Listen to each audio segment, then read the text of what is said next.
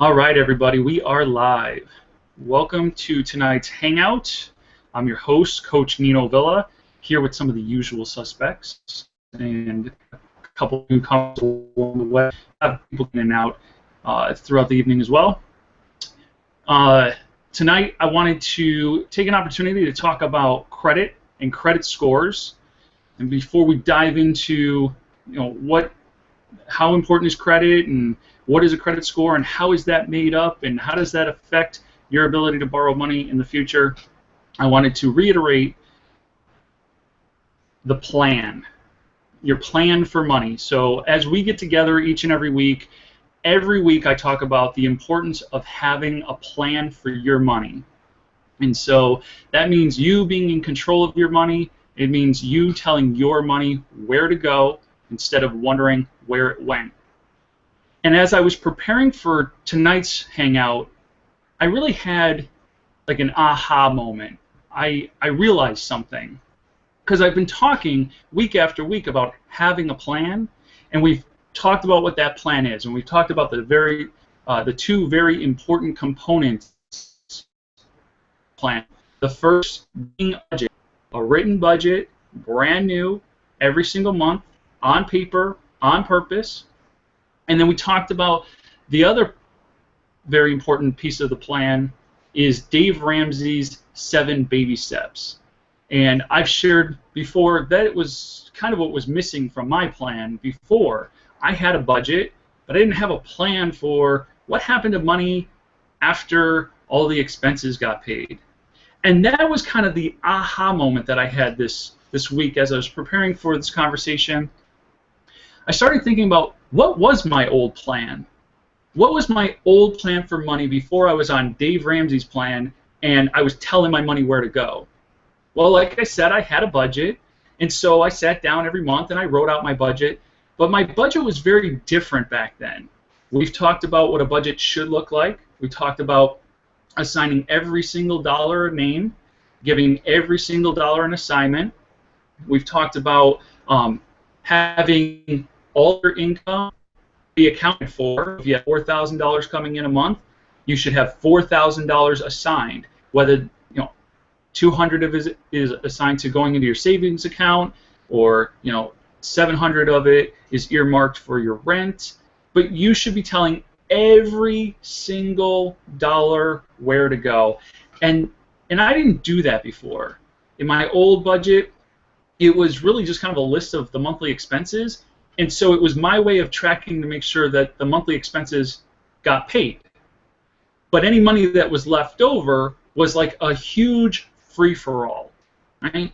If there was $500 left at the end of the budget, it was like, hey, what do you want to spend $500 on, right? And so we'd spend it in all sorts of different ways, but it would not be accounted for. We didn't tell it where to go. We just kind of went off and did.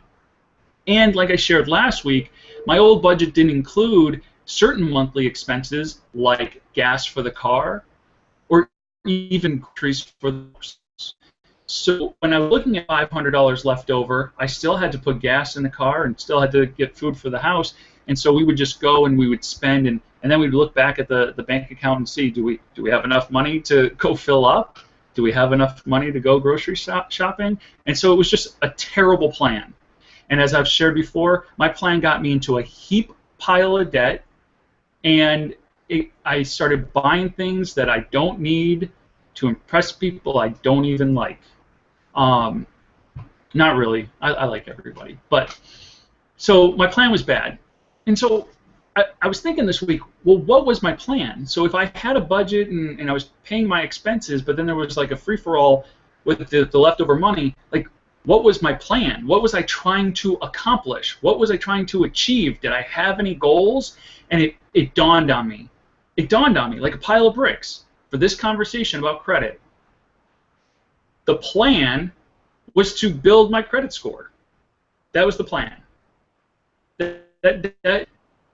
I didn't know about money for there to be any other indicator as to whether or not I was doing the right things with it. So I felt like the only indicator to tell me if I'm doing the right things with money is if I have a healthy credit score.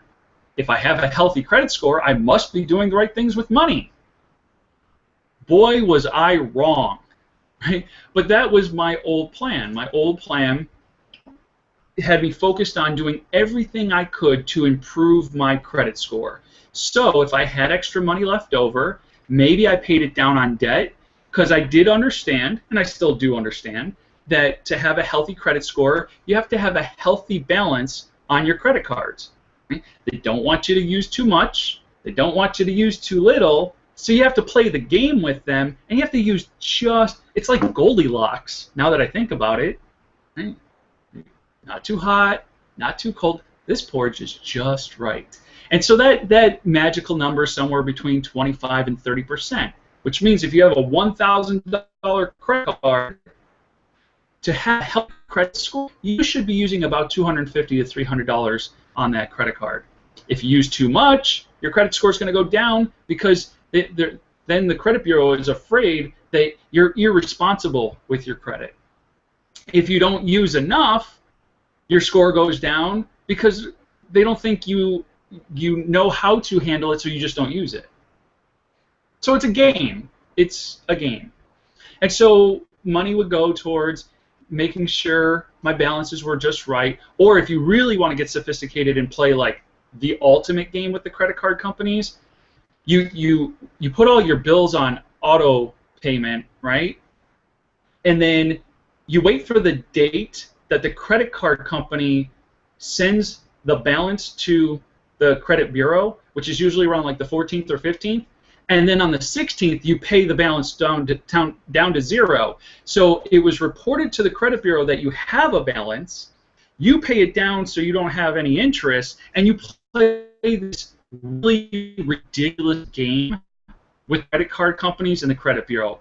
And you play the game long enough, you are going to get burned. Right? So I realized that was my plan before, is I would manipulate my financial situation to improve my credit score. I would open new accounts because they want to see you open new accounts and that you're credit worthy. I would close some accounts that weren't open as long, because part of your credit score is how the average length of history. So if you close something that you've only had for 2 months, and the only thing that remains you've had for 7 years, your average just went up. And so everything I did to try, mind you, try to improve my credit score. I wasn't even successful, but I was trying to play the game, and I figured out this week that used to be my old plan. My old plan was pay my expenses and then use any extra money to try to manipulate this 3-digit score. And so now if somebody asks me, well, Nino, what's your new plan? I could tell you very easily what my new plan is. I think if you asked me before this plan, Dave Ramsey plan, and they're like, hey, what's your plan for money? I wouldn't have been able to articulate it to you, but it's really easy now. Now it's, number one, I'm going to eliminate all my debt. All my debt. And we're going to talk tonight about how that's going to impact my credit. Because I know that's a big concern for a lot of our viewers is, but if I get rid of all my debt and I don't owe anything, my credit, I won't have any credit, and I won't have a credit score, and it'll go away, and won't that be bad? So we'll talk about that. But that's number one. I'm going to eliminate every penny of debt I have. I've already done over $30,000 in 18 months, as I've shared with you guys. Number two, I'm going to save money. I'm going to save and invest money. I'm going to save and invest money for things like emergencies. If my car breaks down, I'm going to be able to pay for the repair. I won't have to owe credit to get my car fixed. I'm going to save and invest money for things like purchases. Instead of going down to the furniture store and buying furniture on credit, I'm going to pay cash for it. And I think I'll get a better deal, don't you? If I went down to the furniture store and I wanted a $4,000 living room suite and I had $3,500 cash, you think I'm going to walk out of there with a $3,500 suite? You better believe it, right? Otherwise, I'm going to the next store. Anyway, So I'm gonna save and invest money for things like retirement. I'm gonna save and invest money for my kids' college. I'm gonna save and invest money so that I can build wealth and I can give generously. And I'm going to change my family tree. That's my new plan. That's my new plan. And to execute that plan, those two components, written budget, brand new, every month, on paper, on purpose, where every single dollar gets assigned a mission, and Dave Ramsey's 7 baby steps. I now have a plan, and I don't have to worry about what my credit and credit score looks like any longer. So I wanted to dive into, like I said, I wanted to dive into this whole credit conversation because I know it's a big concern. I know it's a huge concern. We have been told that we must improve our credit scores, that we must have high credit scores. If you're worth anything, then you have to have a high credit score. The first question I want to ask, and it's kind of rhetorical, but I will open it up to the group if you guys want to chime in, but the first question is, what do we need credit for? To buy a house. Okay, to buy a house. Buy a car. To buy a car. Buy anything else that we want on loan, right? Because you don't need a credit, like if you had cash, you don't need a credit score to buy that car. If you had cash, you don't need a credit score to buy a house, do you? Well, and actually, oh, sorry, go ahead, Sandy. You need a credit score to get insurance, I found out. I had no idea about that, but in order to get, like, homeowners insurance, you need to have a credit score. So you need a credit, or your credit score is going to impact your homeowners insurance, your auto insurance, and those types of things. But if you don't have one, they can't refuse you insurance. It just might mean your rates are a little bit higher because they don't have a score to base it off of. Okay. And I actually noticed that I just did something. I made like a little faux pas right there. I asked, what do we need credit for? And then I kind of switched it to credit score. And so I want to separate those two for a moment and really focus on what do we need credit for? And so again, credit buy a house, buy a car. But if we have cash, all of a sudden we don't need credit. If you have cash, you don't need that line of credit. But then now add in, what do you need a credit score for? And to Sandy's point, a credit score is going to impact your auto insurance rates, your homeowner insurance rates. But what else do you need a credit score for nowadays? Well, a credit score really just pertains to, I think from my understanding, a credit score is really just something that pertains to if you want to buy something of substantial cost and you don't have the money to just buy it outright, your credit score is going to determine how much money you would have to put down or how much you would pay a month based upon whatever that score is. So you're absolutely right, David. Your credit score is going to now affect. Now, again, notice we didn't say you need, but once you have, your credit score is going to affect things like what interest rates you get on loans, which of course is going to drive the payment and other terms of that loan. So your credit score affects. But what do you need a credit score for? Like what can you not do in this world if you don't have a credit score? Technically, you could do whatever you want without a credit score as long as you have the cash for it. And therein lies the point. The point is you do not need a credit score for anything. But a credit score is going to affect rates on things like insurances, rates on interest loans, or the interest on a loan. But if you follow Dave Ramsey's principles, which are also biblical principles, and that is to be debt-free and not to owe anybody anything but the love of your neighbor, ever, and if all of a sudden, and I know it's a radical idea, I just want you to play in a what-if scenario for a moment, but what if you never borrowed money again? What if you just saved up cash and bought stuff, including houses? What if? So not having a credit score doesn't stop you from doing anything.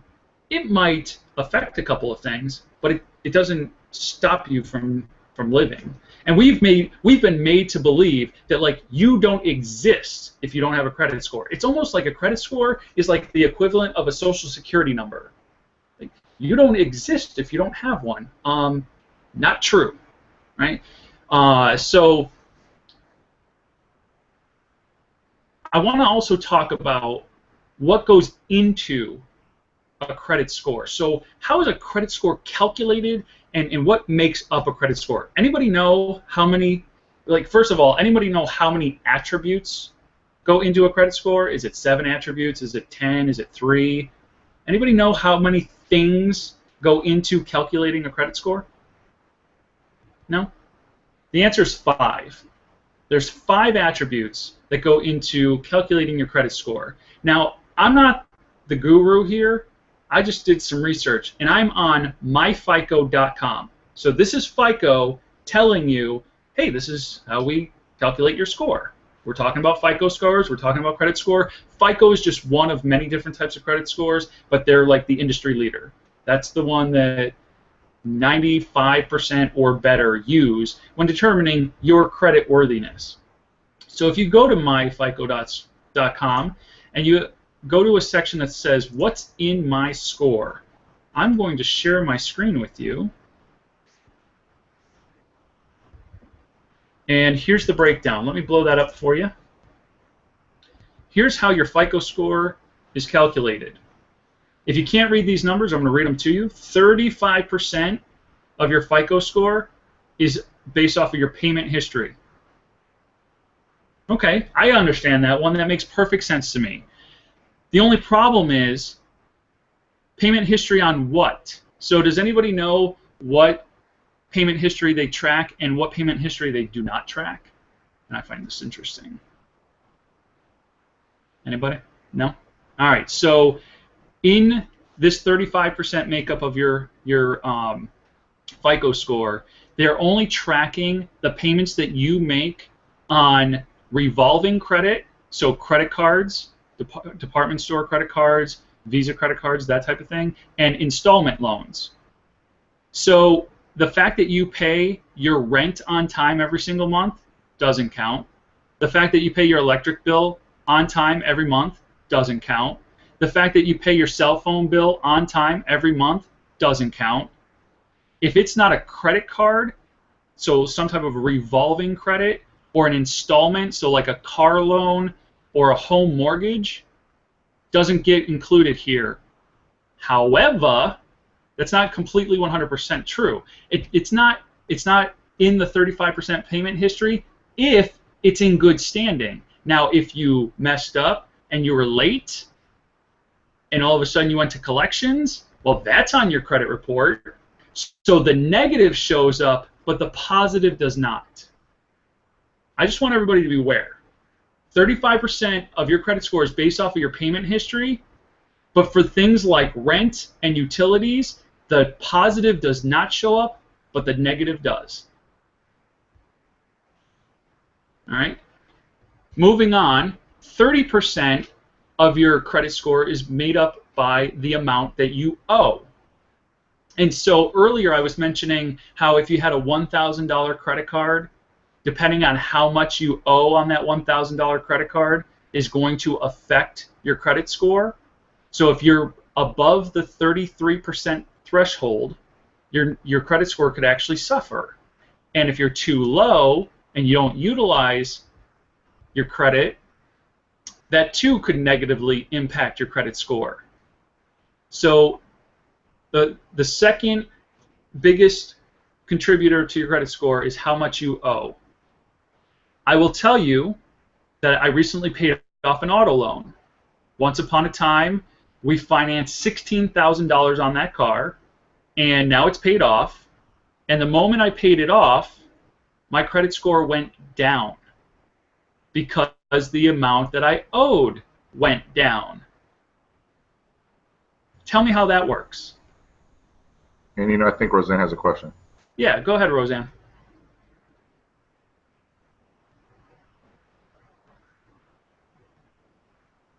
Unmute. I know, it's really hard for me to unmute every single time.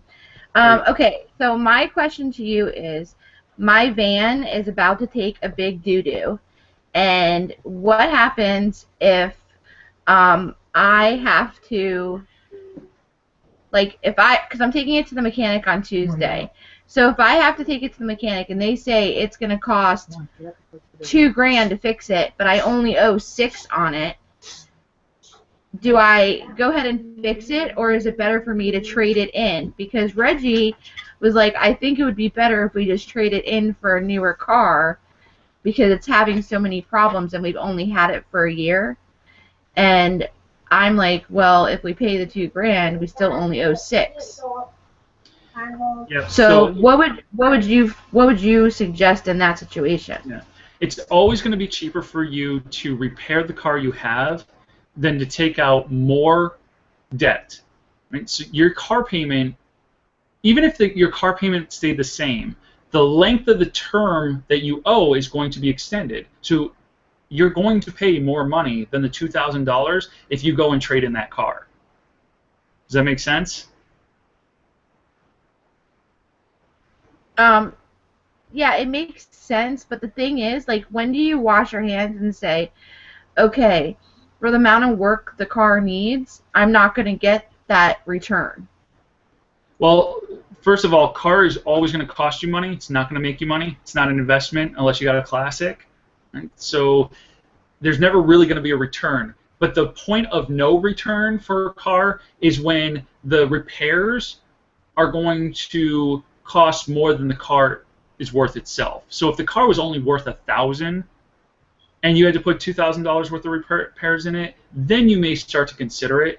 But the car is still worth $6,000. So putting $2,000. That's what I owe on it. I don't know what the car's worth, and I don't mean to interrupt you. Oh yeah, no problem. So I would recommend you go to kellybluebook.com, kbb.com, and find out what the value is.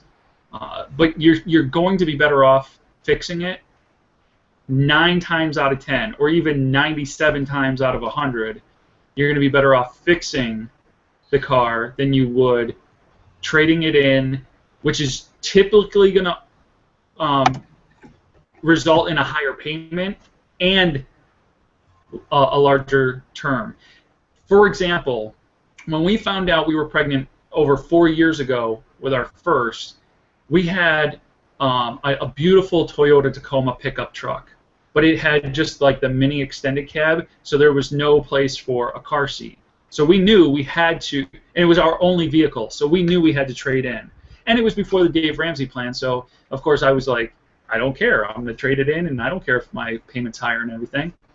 But we traded it in, and not only was the new car a higher payment, although they were about the same in value, they gave us $12,000 trade, and the car we were buying was like $16,000. So it was only $4,000 difference, and I think I put $2,000 down. So really, I was only financing $2,000 more than I was already paying. But the payment went up by almost $100, and it wasn't a 5-year loan anymore. It was just now a 6-year loan. So not good, not good. You're going to be better off fixing the car than you would be trading it in. Now, you might find yourself in a position where you could sell the car for more than what you would get traded in, and then go buy a more reliable car for the same amount of money. But very rare instances that happens, so you're probably just better off spending the $2,000. Great question, though. All right, so like I said, paid off our car. The credit score went down, not by much, but it went down because apparently when you responsibly pay off debt, that negatively impacts your credit score. The next biggest piece of that pie is 15%. 15% is made up of the length of history of your accounts. And so, like I said earlier, if I had opened a new credit card and once I learned this, the credit card was like 2 months old, I closed it, and then my other credit cards that had been opened for a very long time upped the average length of my credit history. So I was trying to play and manipulate that game by not opening new accounts, because every time you get a new loan, whether it's an auto loan, a new credit card, whatever it might be, every time you get a new one, your average length of history goes down because now you have new credit, which is going to cut into the average length of credit history. The final two pieces are at 10% apiece. One of them is new credit, so 10% of your score is made up by all the new credit that you apply for and get. If you apply for too much new credit too soon, it's a kind of a red flag to the credit card or the credit bureau to say that you're trying to live beyond your means and you're trying to live on credit versus actually paying for things. And then the other 10% is the types of credit that you use. So if the only thing you have is a credit card, that's not a good enough mix. The credit bureau can't get a read on, well, do you know how to pay an installment loan back on time and with a larger payment? And think about things like unsecured loans versus secured loans. So if you have a mortgage, well, that's a secured loan because the bank could come and take a house away from you. But if you went to, like, say, K Jewelers and you got yourself a $10,000 card and racked up $5,000 worth of the purchases on that, well, K is not going to come after you for the gold and the diamonds, but they're just going to come after you for the money. So it's unsecured. So unsecured credit versus secured credit. Revolving credit versus installment credit. There's all this different type of credit out there, and so 10% of your score is made up of what is your mix. So those are the 5 things that go into calculating your credit score. Now, in my research, and as I was preparing for tonight, I wanted to click on this link. It says, how do I improve my FICO score? And I thought this was amazing. Reduce the amount of debt you owe. This is easier said than done, but reducing the amount that you owe is going to be far more satisfying than improving your credit score. The first thing you need to do is stop using credit cards. Now, I don't agree with much of what FICO has to say, but like FICO, my hat is off to you. A round of applause for FICO, because I actually agree with them. The first thing you need to do is stop using credit cards. Wow. It goes on to say, use your credit report to make a list of everything that you owe, determine how much you owe, and start paying it off. Like, wow. All right, FICO, like, I'm going to give you props. That was awesome. Keep up the good work. Here's where the problem comes in. I don't remember exactly where it is, so I can't jump to it right now, but somewhere else on this site it talks about how you want to pay off all your debt so that you can get better interest rates on future credit.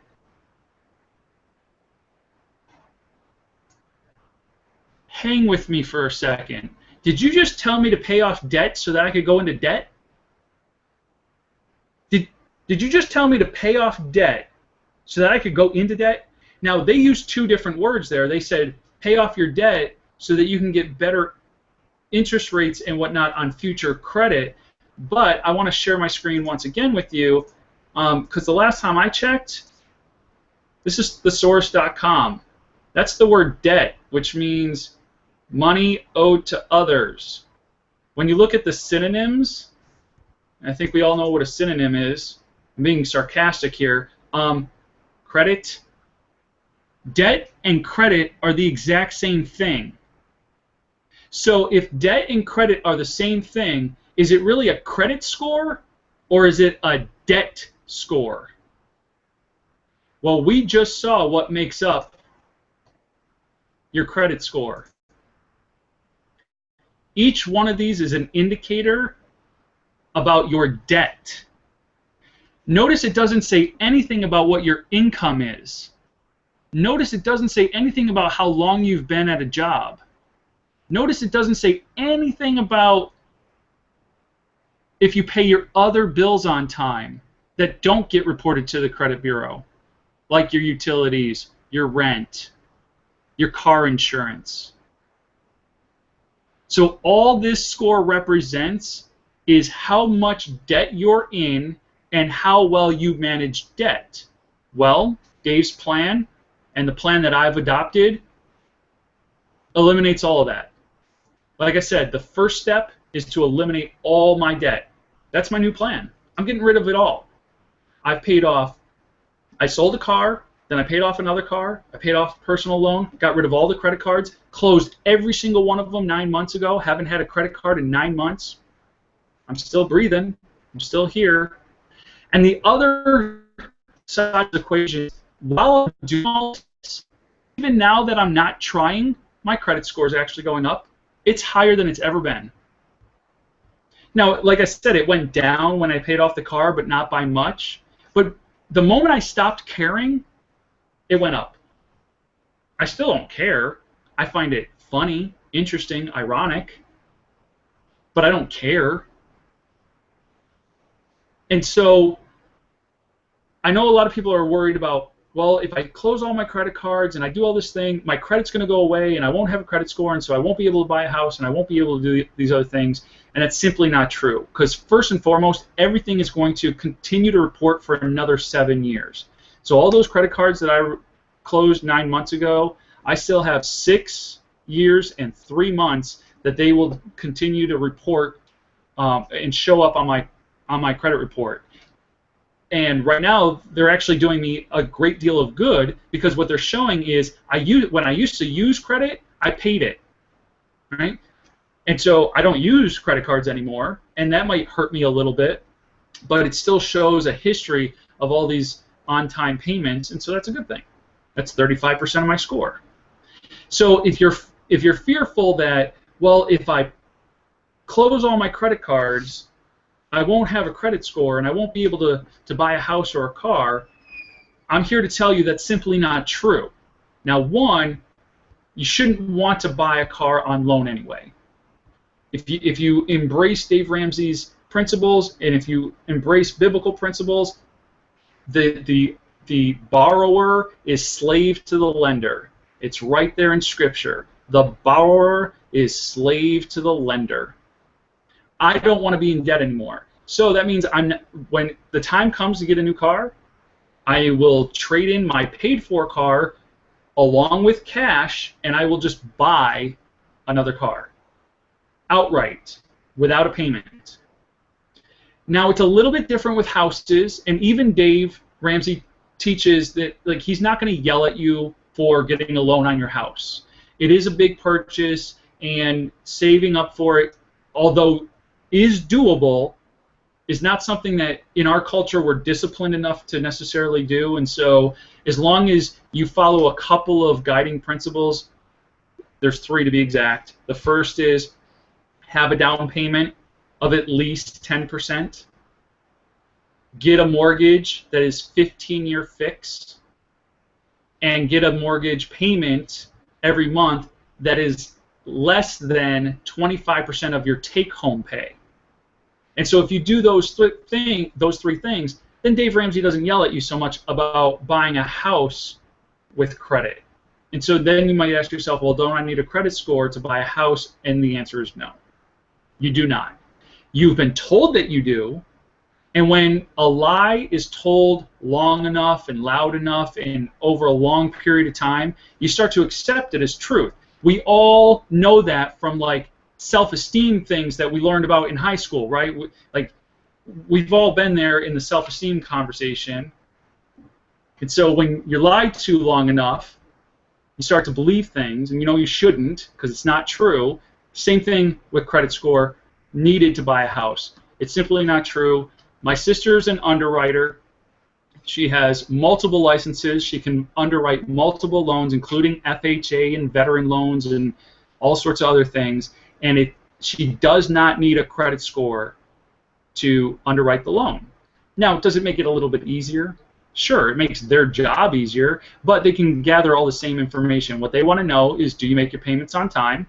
And so they'll contact your landlord to make sure you make your rent payments on time, and they'll make sure that you don't have any utilities in collections, and so that's proof that you pay your utilities on time. And then they'll verify that you've been at your employer for a long period of time and that you have a stable income and all those different things. So you can still get a house without a credit score.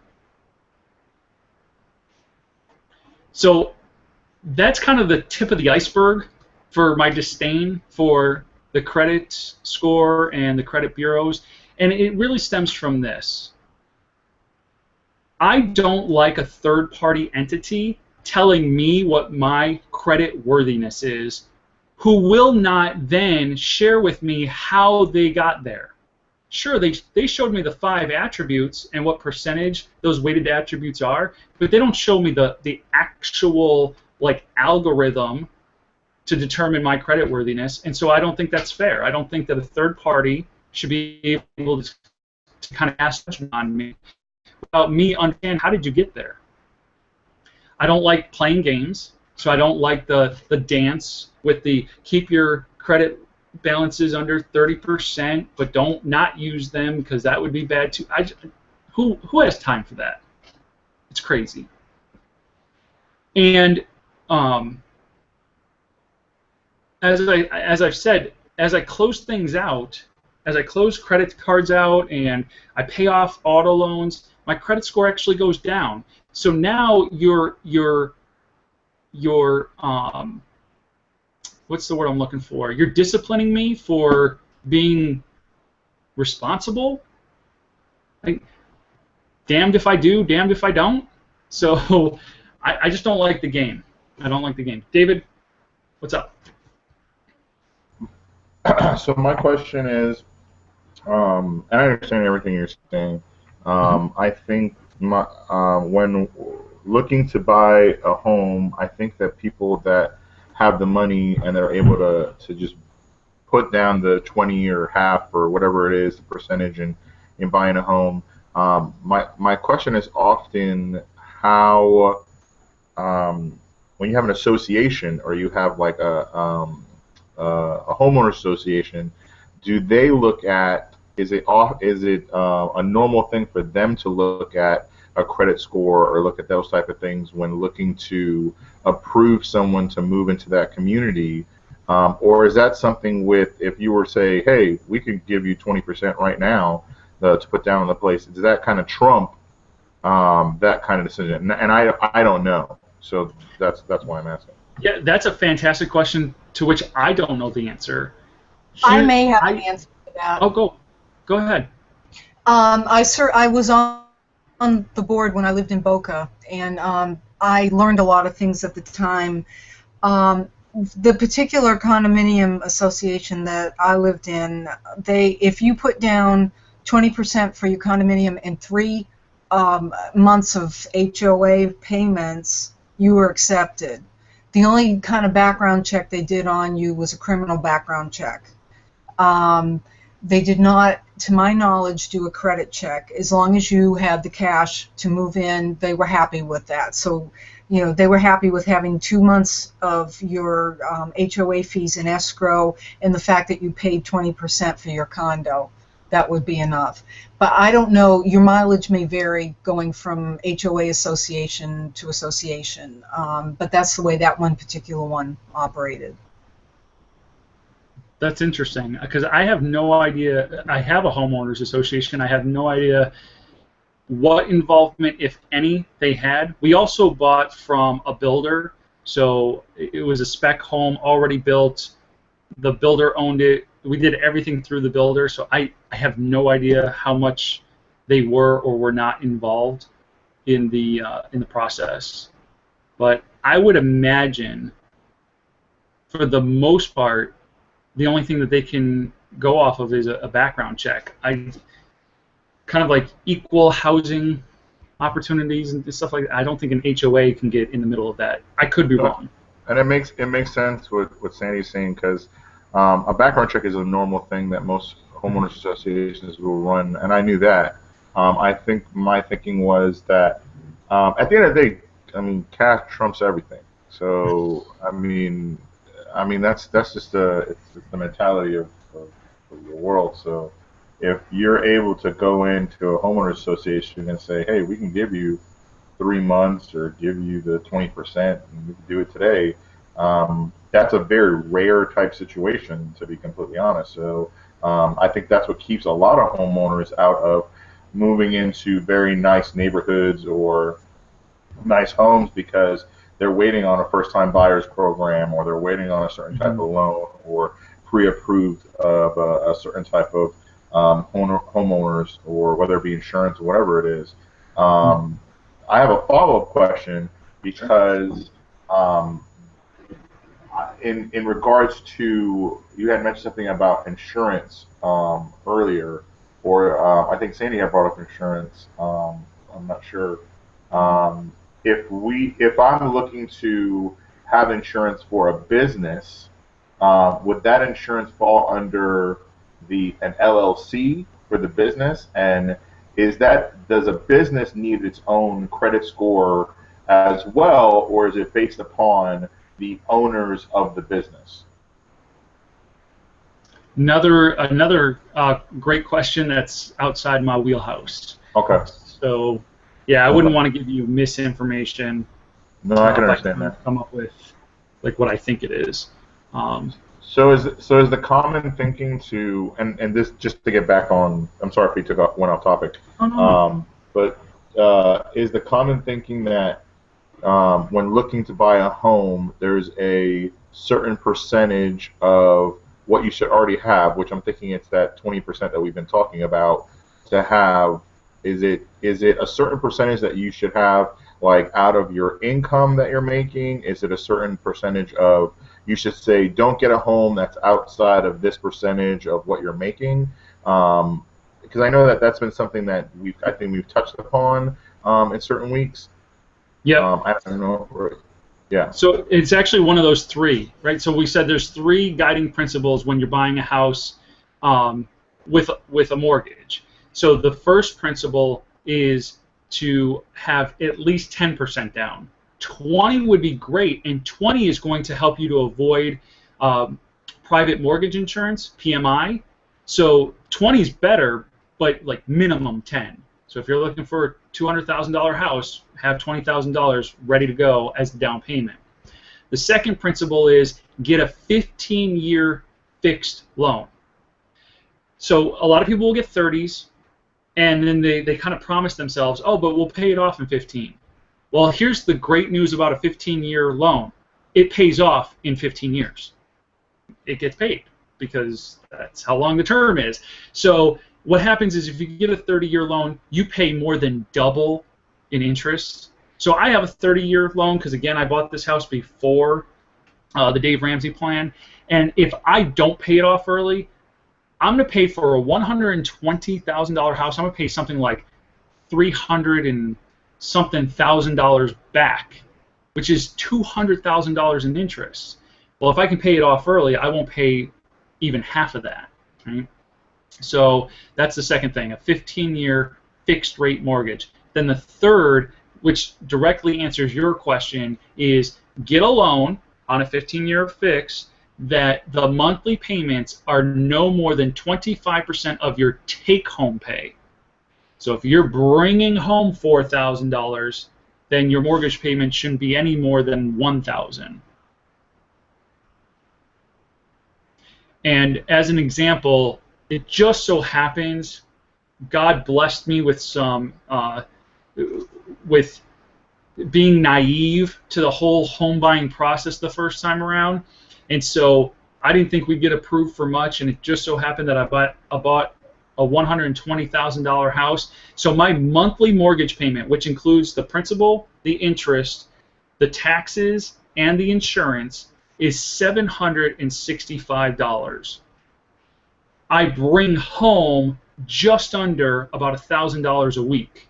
So, and that's a principle that my dad taught me early in life too. He said, make in 1 week what your rent or mortgage is for the month, so that you know, like, in one paycheck, boom. And Roseanne says that's because I live in Arizona. Well, it's because of where I live in Arizona. I'm like 35 miles outside of the city, and and we bought in 2010, so it wasn't at the bottom of the crash, but it was definitely on the way down.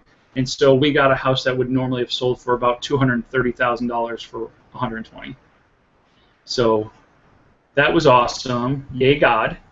And yay God for not letting me know that I could have gotten more, because the bank would have approved me for 33% of my gross, I believe, and Dave Ramsey talks about 25% of your net. Those are two very different numbers. David, were you going to ask another question or chime in again? Yeah, I think that prompted me for another question of, I know the market is changing with buying homes, or I know that here in South Florida, because we live in South Florida, so South Florida has the lowest pay wages versus I forgot what the term is. The highest cost of living. Oh, okay. Yep. One of the highest costs of living in South Florida, but still the lowest wages per positions of what you're working in South Florida versus the rest of the country.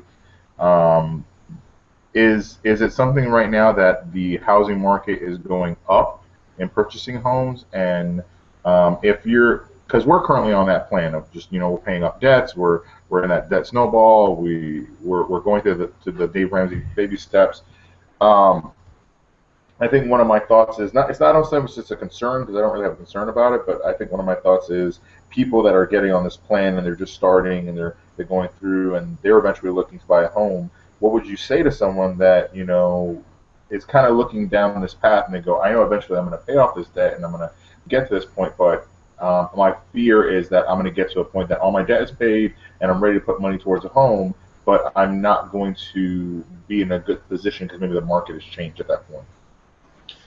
So I'm going to answer that in a moment, but Roseanne had her hand up, so I'm going to let her chime in first, and then I'm going to address that. I just have to interject and disagree with you, David, only because in Maryland the cost of living is double of what it is in Florida. However, our pay scale is less than Florida, so the debt-to-income ratio is extreme up here. I think the only thing that we have cheaper compared to where you live is gas by the gallon. Like a thing of hot dogs in our grocery store is like $6, and that's for the cheap brand. Milk is almost $4. So just daily living is twice as expensive as Florida. I can't speak for Arizona or if anybody else is anywhere else. But I also get paid a lot less than what I was getting paid when I was working in Florida at any given job. And so I think the moral of the story is you both are in the same spot where you're thinking, okay, well, cost of living is high, and salary, the ability to make a really good salary might not be, around every corner. And so what do you say to somebody who is looking to own a home and buy a home for their family? And here's what I'd tell you. I would remind you of like your money situation. And what I mean by that is think about what you're paying right now. For people who have credit cards, how much are you paying in your minimum monthly credit card statements? For people who have car payments, what are you paying every single month for your car payments? For people who have student loans, what are you paying every month to your student loans? And imagine if you got all that money back in your pocket.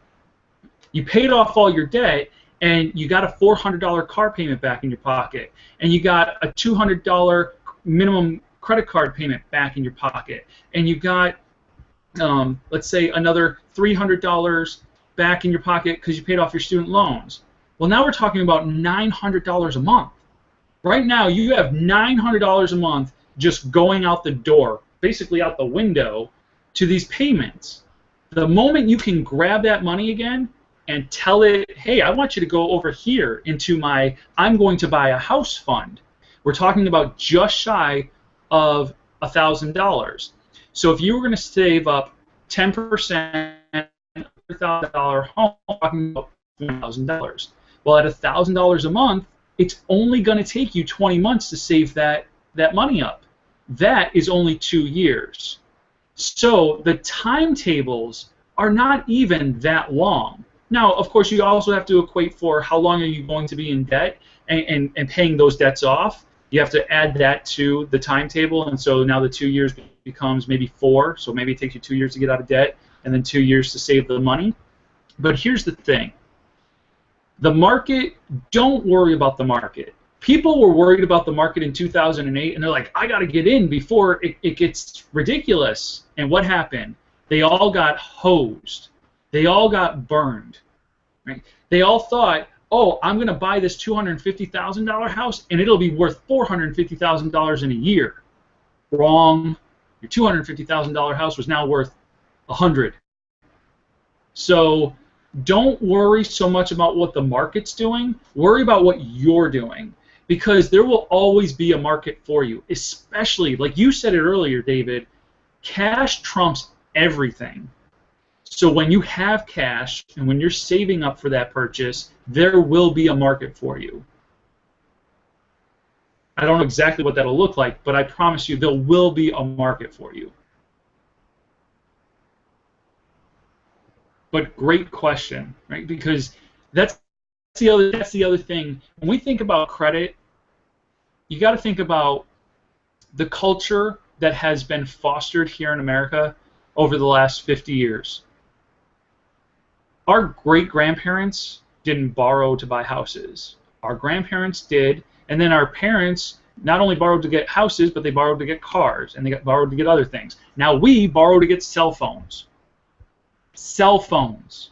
We can't save money to buy a cell phone? We are in this we want it now mentality. So when I say it might take you 2 years to get out of debt and it might take you another 2 years to save up the money, and so you're looking at 4 years, people don't want to hear that. They're like, what do you mean? I want to do this in 6 months. Why are we in such a rush? Because to be in a rush, you're going to make bad decisions. And then you are going to look back on those decisions, and you might not live with regret, because maybe you're somebody who, you don't regret the decisions you've made because they've shaped you to be the person you are. But I'm telling you, I might not regret what I did, but what I did was stupid. What I did was so stupid, I'm paying the price for it now. I borrowed money to get those that I didn't need to borrow, because, oh, I work for a university who would have given them to me for free. I've done stupid, and I'm just trying to help other people not do stupid, because we're in a consumption culture. We want instant gratification and consumption. Consume, consume, consume. I used to splurge. Now, my wife and I, we work on purging. We're trying to purge everything. We try to sell everything. We sold her car. We went down to one car. We went down to one cell phone. We got rid of the DirecTV. I mean, now we're trying to sell our furniture. Like we are just in this. Let's just get rid of everything and live humbly. Live humbly. Live within our means, and find true contentment. That's something I didn't have for a while. I had it probably 5-6 years ago. I was really content. Then I moved into this beautiful house, and God has blessed us with this house, and I love this house. The first thing I thought I needed to do is I thought I needed to fill it up with a bunch of furniture. So we went out and got like a $3,000 bedroom set. Then we went and bought new couches, although we had just paid off the other couches, so what did I need new couches for? And oh, by the way, those couches weren't as nice as I wanted them to be, so I sold them and got another set of couches. What was I thinking? Right? And maybe that's an extreme example, and maybe that's not you, and maybe it's not our viewers, and they're like, yeah, I would never have done that, you stupid idiot.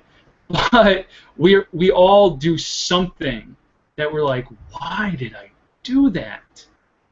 And so if I can help people understand, just don't do it in the first place and you'll be better off, well then, I'm all for it. So that's the credit story. I want to leave on this note. I mentioned it earlier, but I think it bears repeating. And if you got nothing else out of this, I want you to hear this. Debt is the same word as credit. Debt is the same as credit. So when you have financial institutions telling you that you should pay off debt so that you can get a better interest rate on credit, I want you to scratch your head, because that's a pretty stupid statement. You should pay off your debt so you get a better interest rate on debt. Why would I want to be in debt in the first place? I'm going to steal Dave Ramsey's thing. This is totally Dave Ramsey's. It's his lead into his radio show, and I love it. It's so awesome. His music starts, and he's all like, "This is the Dave Ramsey show where debt is dumb, cash is king, and the paid-off home mortgage has taken the place of the BMW as the status symbol of choice." I love it. Debt is dumb, cash is king, and my paid-off home mortgage is going to feel so much better than any German-engineered car. Thank you for being with us. Hang tight, guys. We'll talk. Thank you, guys. Again, I'm Coach Nino Villa. If you're watching this on YouTube, go up to the upper right-hand corner and request coaching. I do one-on-one coaching. The first 2 sessions are free. I will walk you through your budget. You'll actually present me your budget, tell me everything that's going on. I will rework those numbers, sit down with you again, and actually show you how I would do the budget if I woke up in your shoes. And so request that your first 2 free sessions by clicking the link above. Thanks again for being with us, and we'll see you next week.